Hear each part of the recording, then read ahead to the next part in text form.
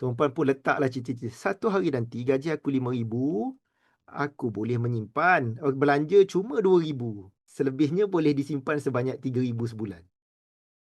Betul tak teori dia macam tu? Teori memanglah betul. Tapi realiti ada tak 3,000 sebulan menyimpan? Tak adanya. Kalau ada 300 pun nasib baik dah kalau ada 300. Sebab keinginan kita always lebih besar daripada gaji kita. Bagi penyimpan emas public gold, account emas Gap, buat potongan auto debit. Gap auto debit tu, setiap bulan menabung, auto kaya. Jangan buat manual tuan-puan. Sebab bila sampai kat tangan, kita pandai akal. Kita fikir belanja, nampak duit nak belanja. Jadi sebelum duit tu kita belanja, potong siap-siap. Selebihnya, baru belanja. Daripada situ saya baru belajar. Nak simpan. Dulu saya fikir, macam ni. Nak menyimpan ni macam ni. Dapat gaji, tolak, belanja dulu.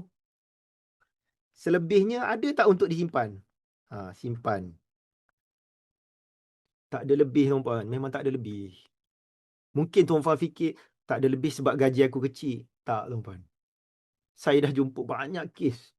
Gaji 2,000 tak boleh menyimpan. Gaji 20,000 pun tak boleh menyimpan. Sebab apa? Keinginan kita always lebih besar daripada gaji kita.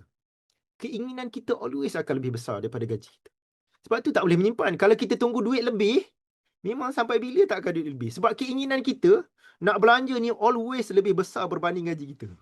Contoh, katakanlah sekarang ni gaji tuan-puan, gaji sekarang ni 2,000 sebulan. Belanja habis 2,000 sebulan. Simpanan zero.